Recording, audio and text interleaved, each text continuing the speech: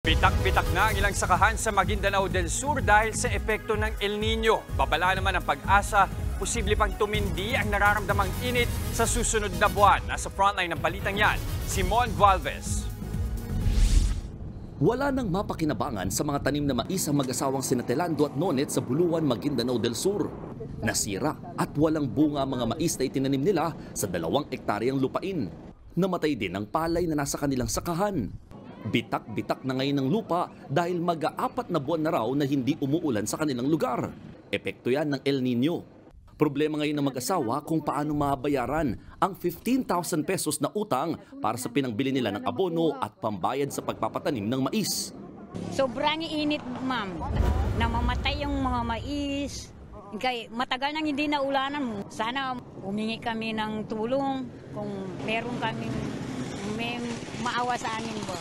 Kung meron lang kami sa sunod na mapuhunan ba. Pati ang ilang ilog sa probinsya natuyo na. Kung noon may dumadaloy na tubig sa ilalim ng tulay na ito, ngayon lupa na lamang ang makikita. Nakita niyo naman po yung ating mga green edge, yung mga ilog dito na tuyong-tuyo po at saka yung mga palayan natin na sunog po. Problema din kasi yung mga water pump natin mahirap po umakyat yung tubig dahil sa tuyong-tuyo na po. Isinailalim sa state of calamity ang buong probinsya ng Maguindanao del Sur dahil sa matinding epekto ng El Nino. Apektado raw ng matinding tagtuyot ang 20 sa 24 na bayan sa probinsya. Aabot naman sa mahigit 300 milyong pisong pinsala sa agrikultura. Tuloy-tuloy naman ang pamamahagi ng provincial government ng tulong sa mga sektor na apektado ng El Nino. Pwede natin i-utilize ang aming calamity funds.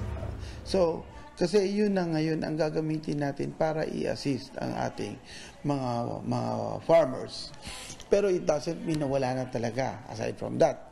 Kasi we also have a lot of programs here na nag-a-assist sa farmers. Babala naman ng pag-asa, pwede pang tumindi ang damang init sa mga susunod na araw. Posibleng pumalo ng 52 degrees Celsius ang heat index sa ilang lugar. Tulad ng Cagayan, Ilocos, Central Luzon at mga karatig probinsya ng Metro Manila. Extreme danger na yan na posibleng maging sanhi ng heat stroke. Mas titipid pa ang init na panahon pagdating ng Mayo. June, July, meron pa rin epekto ng El Nino. So sa August pa na natin maranasan yung back to normal yung weather pattern natin. So tama po na in-expect natin na madidelay yung ating tag-ulan. Nagbabalita mula sa Frontline, Mon Gualvez, News 5. Mga kapatid, Lucy Cruz Valdez po, maging maalam at may pakialam sa mga napapanahong balita sa bansa. Tumutok at mag-subscribe sa News 5 social media pages.